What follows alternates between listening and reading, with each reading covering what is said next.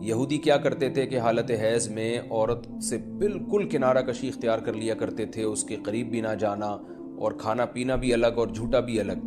تو بعض مذاہب میں کوئی فرق ہی نہیں تھا کہ حالت حیض عورت پاکی کی ایام میں۔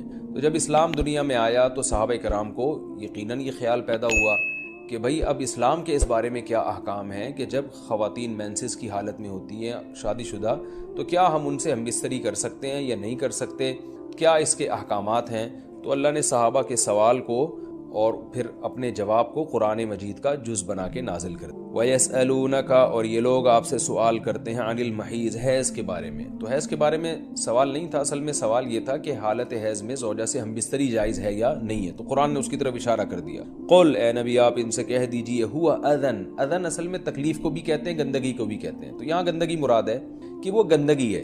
فَاعْتَزِلُوا النِّسَاءَ، لہذا عورتوں سے دور رہو، فی المحیض، حالت حیض میں۔ وَلَا تَقْرَبُوهُنَّ، اور ان کے قریب مت جاؤ، حَتَّى يَطْهُرْنَ، جب تک کہ یہ پاک نہ ہو جائیں۔ تو اس میں قرآن مجید نے جو لفظی ترجمہ ہے وہ قرآن کی آیتوں کا یہی ہے کہ ان سے کنارہ کشی اختیار کر، لیکن احادیث سے ہمیں پتہ چلتا ہے کہ یہاں کنارہ کشی اختیار کرنا یہ کنایا ہے ہم بستری کرنے سے، یعنی ان سے ہم بستری کرنا تمہارے لیے جائز نہیں ہے۔ کنارہ کشی سے وہ جو یہودی کر لیا کرتے تھے وہ مراد نہیں ہے یہاں پہ، اور اس کی تفصیل احادیث میں۔ تو قرآن نے چونکہ صاف لفظوں میں جماع کا ہم بستری کا ذکر نہیں کیا تو صرف کنایوں سے کام لیا ہے قرآن مجید نے۔ فَاعْتَزِلُوا النِّسَاءَ، ان سے اعتزال کرو، یعنی دور رہو ان سے۔ دور رہنے کا مطلب صرف دور رہنے سے یہ مراد ہے، صحیح حدیث ہے، نبی صلی اللہ علیہ وسلم نے فرمایا اصنعوا كل شيء الا النکاح، حالت حیض میں اپنی زوجہ کے پاس تم جا سکتے ہو، سب کچھ کر سکتے ہو سوائے جماع کے۔ تو انٹرکورس جو اسے کہا جاتا ہے وہ حلال نہیں ہے۔ تو باقی نبی صلی اللہ علیہ وسلم نے فرمایا کہ ایسی کنارہ کشی کہ بالکل اس کا جھوٹا نہ پیو اور بالکل دور ہو جانا، اس کی اسلام میں اجازت نہیں ہے، اور نہ بستر الگ کرنے کی ضرورت ہے۔ تو یہ سارے قرآن کے کنائے ہیں۔ کنایا کا مطلب ہوتا ہے کہ آپ صرف اشاروں میں بات کر رہے ہیں، صراحتاً بات نہیں کر رہے۔ تو میں اس میں نقطے کی بات بھی بتاؤں گا کنایا کیوں ہے، کہ فَاعْتَزِلُوا النِّسَاءَ فِي الْمَحِيضِ، عورتوں سے حالت حیض میں دور رہو، وَلَا تَقْرَبُوهُنَّ، ان کے قریب مت جاؤ۔ تو یہ قریب جانا بھی اصل میں جماع اور ہم بستری سے کنایا ہے، یعنی اشارہ ہے ہم بستری مت کرو۔ تو جماع کا صراحتاً ذکر نہیں کیا جا رہا، تو مراد وہی ہے کنایا، کنائے میں بات کی جا رہی ہے۔ ایک جگہ قرآن میں آتا ہے لا تقربوا الزنا، زنا کے قریب مت جاؤ۔ تو ممکن ہے کسی کو اشکال ہو کہ وہاں تو ہم یہ کہتے ہیں کہ زنا کے قریب بھی مت جاؤ، تو وہاں قریب نہ جانے سے ہم حقیقی معنی مراد لیتے ہیں کہ بھئی زنا ایسا کام کرنا جو زنا یعنی زنا تک لے کر جاتا ہے وہ بھی تمہارے لیے حرام ہے، تو وہاں تو یہ ترجمہ کرتے ہیں۔ تو یہاں بھی وہی ترجمہ ہونا چاہیے، ولا تقربوہن، ان عورتوں کے قریب بھی مت جاؤ۔ یا مطلب کیا ہے کہ اس گھر میں بھی نہ رہو، اس کمرے میں بھی نہ رہو جہاں تمہاری جو بیوی رہتی ہے جو مینسز کی حالت میں ہے۔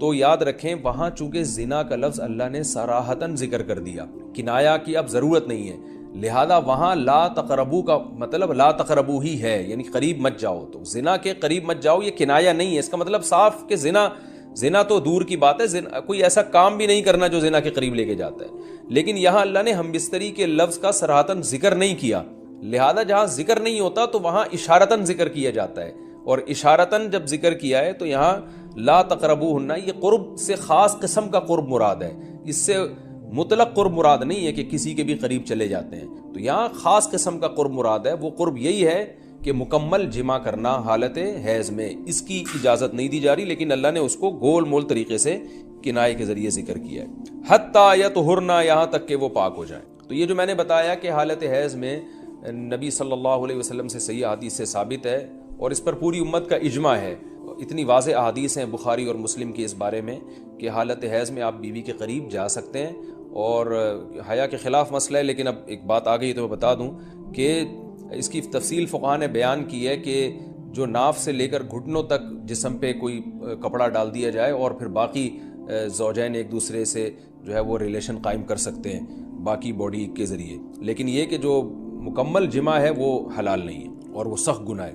آگے اللہ نے ارشاد فرمایا فَإِذَا تَطَهَّرْنَ، پس جب وہ مکمل پاک ہو جائیں، فَأْتُوهُنَّ، تو پھر تم ان کے پاس آؤ۔ اب یہ بھی دیکھیں ان کے پاس آؤ یہ کنایا ہے جمع سے، یہ نہیں کہ آپ کی زوجہ جو ہے وہ جب حیض سے پاک ہوئی ہے تو آپ اب اس کے پاس جا کے چائے پی سکتے ہیں، وہاں بیٹھ کے کھانا کھا سکتے ہیں، یہ مراد نہیں ہے، یہ سب کنایہ اور اشارتاً قرآن بات کر رہا ہے۔ فَأْتُوهُنَّ، تو ان کے پاس آؤ، یعنی مطلب ان سے تم جمع کر سکتے ہو، جمع کرو ان سے، من حیث امرکم اللہ، ایسے جیسے اللہ نے حکم دیا ہے۔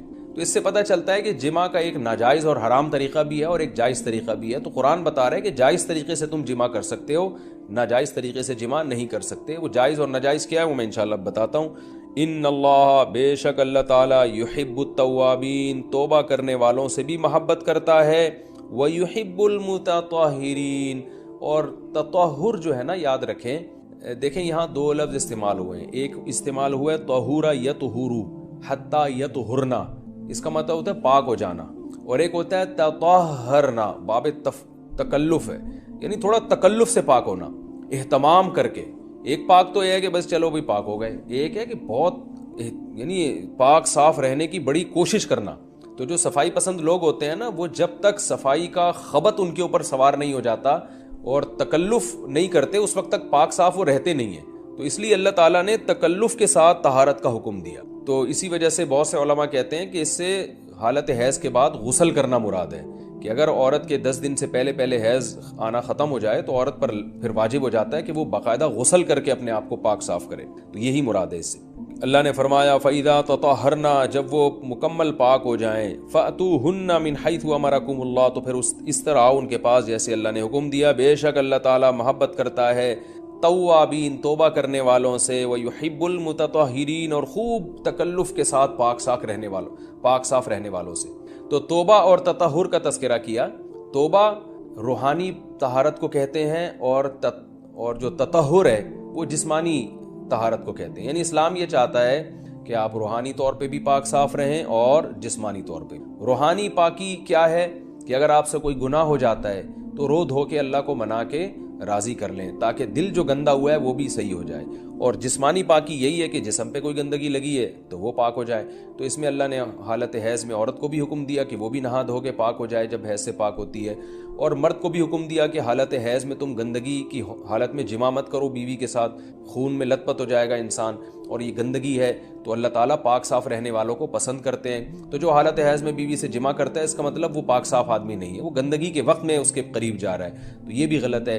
اور اگر خدا نخواستہ کسی سے ایسا ہو گیا ہو تو اللہ نے توبہ کا حکم دیا کہ توبہ کر کے اللہ کو مناؤ، کیونکہ روحانی طور پر جو گندگی ہوئی ہے اس سے بھی تمہیں پاک رہنا ضروری ہے۔ تو اللہ کو اچھے لوگ، پاکیزہ لوگ پسند ہیں۔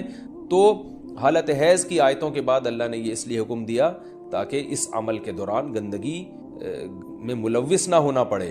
اور یہ حکمت بھی اللہ نے بیان کر دی کہ حالت حیض میں جماع سے ہم تمہیں اس لیے منع کر رہے ہیں کہ اللہ کو پاک صاف لوگ پسند ہیں، گندگی میں انوالو ہونے والے، ملوث ہونے والے لوگ اللہ کو پسند نہیں ہیں۔ میں پھر علمی نکات کے تحت انشاءاللہ اس کی مزید جو ہے وہ ڈیٹیل بیان کروں گا جب علمی نقطے بیان کروں گا۔ آگے اللہ نے ارشاد فرمایا نساؤکم حرث لکم، تمہاری عورتیں تمہارے لیے بمنزلہ کھیت کے ہیں۔ حرث عربی میں کھیت کو کہتے ہیں، تو بمنزلہ کھیت کے ہیں۔ جیسے بیج ڈالا جاتا ہے کھیت میں اور اس سے پیداوار بڑھتی ہے، تو عورت کی جو ایک حیثیت ہے، نیچر نے جو اس کی ایک حیثیت متعین کی ہے، وہ بھی ایک نسل بڑھانے کا ذریعہ ہے، جس میں مرد کا جو اسپم ہے وہ بطور بیج کے ہے اور جو اولاد ہے وہ ایک پیداوار کی۔ تو اللہ نے یہ یاد رکھیں، اس آیت کو نا بہت سارے غیر مسلموں نے عورت کے خلاف بہت نیگیٹیوٹی پھیلائی ہے کہ دیکھو اسلام عورت کی توہین کرتا ہے، اس کو کھیتی سے تعبیر کرتا ہے۔ تو کچھ لفظ کسی اور زبان میں جب وہ جاتے ہیں نا تو وہ توہین کا معنی دیتے ہیں۔ عربی میں جو حرث کا معنی ہے یہ تعظیم کے لیے ہے، توہین کے لیے نہیں ہے۔ اردو میں جو کھیتی کا معنی ہے وہ توہین کے لیے استعمال ہوتا ہے۔ کھیتی یعنی جو پاؤں میں روندی ڈالنے والی، اور زمین جو ہے نا پاؤں میں گویا روندی، اس کو روندا جا رہا ہے۔ تو اس لیے اس کا اردو میں بالکل اسی طرح جو لوگ ترجمہ کر دیتے ہیں کہ عورتیں